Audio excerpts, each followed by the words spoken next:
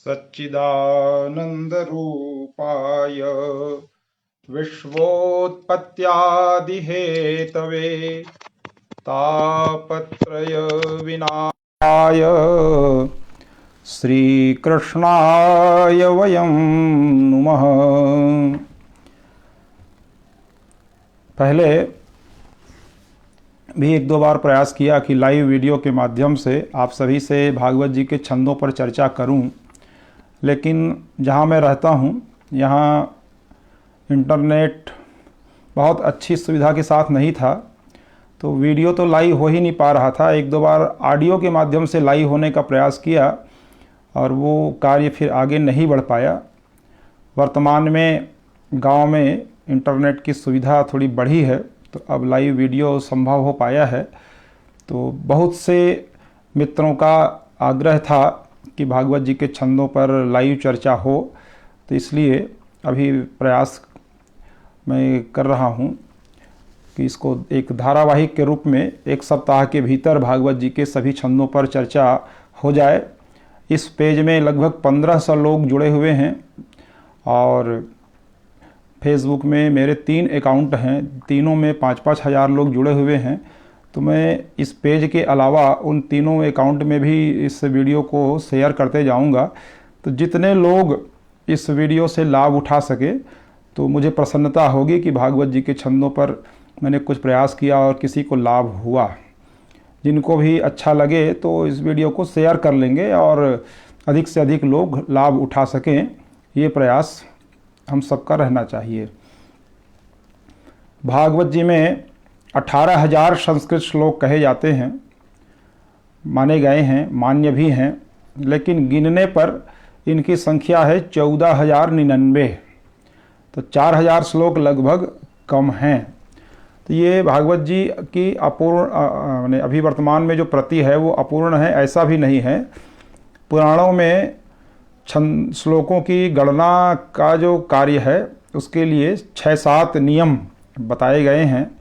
पहला नियम श्लोक अनुष्टुप छंद को कहा गया है। प्रायः हम लोग वसंत तिलका हो या इंद्र वज्रा हो, उपेंद्र वज्रा हो, श्रगधरा हो, सबको श्लोक कह देते हैं। श्लोक का प्रायः अर्थ अनुष्टुप होता है और तो अनुष्टुप 32 अक्षर का होता है। तो 32 अक्षर का एक एक यूनिट इकाई मानते जाएंगे और इस विधि से अगर कोई 64 अक्षर का बड़ा छंद हो तो उसे हम 2 छंद गिनेंगे। तो अक्षर संख्या की दृष्टि से गीता प्रेस गोरखपुर में वर्तमान में जो भागवत जी की प्रति छप रही है उसमें जितने अक्षर होने चाहिए लगभग वो पूर्ण हैं।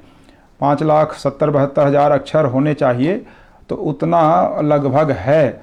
तो इसलिए भागवत जी की जो प्रति अभी गीता प्रेस द्वारा प्रकाशित है वो अपूर्ण है, ऐसा भी कहने की आवश्यकता नहीं है, वो भी पूर्ण प्रति है।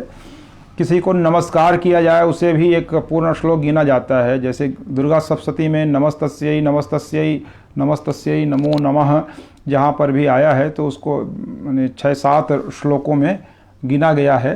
तो इसलिए हम 18,000 श्लोक मानते हैं, तो प्रमाणित है 18,000 ही श्लोक हैं। लेकिन जब छंदों को गिनना शुरू करेंगे तो 14,099 ही श्लोक हमें भागवत जी में प्राप्त होते हैं। अब 18,000 श्लोकों के छंदों को जानना एक बड़ा कार्य प्रतीत हो रहा है, लेकिन अब 4,000 तो ऐसे ही कम हो गए, बचे 14,000। 14,000 में 11,000 श्लोक अनुष्टुप के हैं, लगभग 10, उसमें से 10-15 कम है 11,000 में। निश्चित संख्या में और लिखे हुए पोस्ट में आप सबको बता दूंगा। तो 14,000 ही श्लोक भागवत जी में हैं, 14,099, उसमें से 11,000 अनुष्टुप के हैं, तो बचे कितने? 3,000। 3,000 के ही हमको छंदों को समझना है, तो हम पूरे भागवत जी के छंदों को समझ जाएंगे। भागवत जी के छंदों पर मैंने एक पुस्तक लिखी थी 8-10 वर्ष पूर्व, इस प्रकार से भागवत जी के छंद नाम से, और इसमें भागवत जी के सभी 14,000 श्लोक हैं उनके छंदों का मैंने इसमें नाम श्लोकांक के साथ दिया हुआ है। तो भागवत जी में कुल जो 14,099 श्लोक हैं, इनमें से 11,000 अनुष्टुप के हो गए।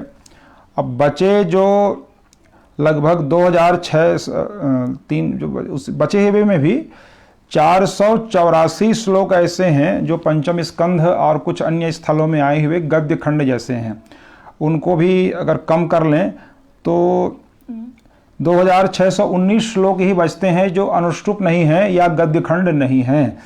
अब 2619 को ही हमको समझना है तो हम पूरे भागवत जी के छंदों को समझ सकते हैं। तो 2619 में भी 658 श्लोक वसंत तिलका के हैं, 14 अक्षर वाला। यदि हमको वर्ण ही गिनना आ जाए, मात्र गणक्रम भी ना आए, हमने संस्कृत का अध्ययन न किया हो, तो वसंत तिलका को पहचान सकते हैं। यदि एक पंक्ति में 14 वर्ण हैं तो वसंत तिलका है। जैसे उदाहरण स्वरूप में योऽन्तः प्रविश्य मम वाचमिमां प्रसोप्तां संजीवयत्यखिल शक्तिधरः स्वधाम्ना अन्याश्च हस्तचरणश्रवणत्वगादीन् प्राणान्नमो भगवते पुरुषाय तुभ्यम्। ध्रुव जी की स्तुति, प्रहलाद जी की स्तुति, ब्रह्मा जी की स्तुति, नौमीड्यते भर्वपुषे तडिदम्बराय, वेणुगीत, अक्षणवताम फलमिदम न परम विदामः, ये सभी वसंत तिलका हैं।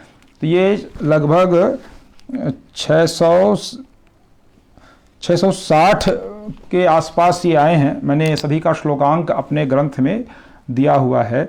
तो जो 2619 श्लोकों के छंद हमको समझने हैं, कुल हैं 14,099, उसमें 484 गद्य खंड के हैं और 11,000 के लगभग अनुष्टुप हैं। तो बचे हुए 2619 इतने का ही हमको छंद नाम समझना है, यति गति लय ताल लक्षण को समझना है। तो 2619 में भी लगभग 658 660 बार वसंत तिलका आ गया है और सबसे ज़्यादा 1529 बार उपजाति के आए हैं, जिसमें इंद्र वज्रा, उपेंद्र वज्रा, इंद्रवंशा और वंशस्थ के मेल से ये बने हैं।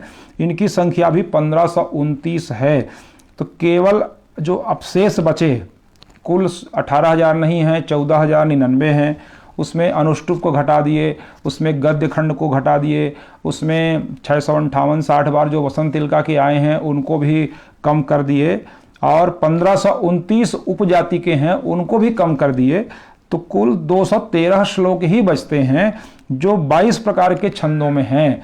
तो इनको ही हमको समझना है। तो कहाँ 18,000 को समझना बहुत बड़ा कार्य प्रतीत हो रहा था, लेकिन केवल हमको 219-20 या 210 के आसपास ही छंदों को हम समझेंगे, श्लोकों के छंदों को समझेंगे जो 22 प्रकार के हैं, तो हम पूरे श्रीमद् भागवत जी के छंदों को समझ सकते हैं। और जिसने श्रीमद् भागवत जी के छंदों को समझ लिया, शिव पुराण, देवी भागवत, विष्णु पुराण, गरुड़ पुराण आदि में प्रायः ये ही छंद आए हैं। जितने भागवत जी में प्रयुक्त हैं उतने अन्य पुराणों में नहीं हैं। तो भागवत जी के छंदों को समझने के बाद अन्य सभी 17 पुराणों के भी छंद को हम समझ सकते हैं आसानी से। यति गति लय ताल के साथ हम उनका पाठ कर सकते हैं। तो इसलिए मेरे इस पेज से आप जुड़िए और यदि आपको इस विषय में रुचि है तो, अन्यथा कोई बहुत आग्रह नहीं है मेरा प्रचार की दृष्टि से, तो आप इससे जुड़ेंगे यदि आपको छंद संबंधी कोई रुचि है तो। और प्रयास करूंगा कि मैं 8-10 दिन के भीतर भागवत जी के सभी छंदों पर कल से गायन के साथ अलग अलग छंदों को पढ़ने की विधि बताते हुए मैं आप सबसे जुड़ने का प्रयास करूंगा।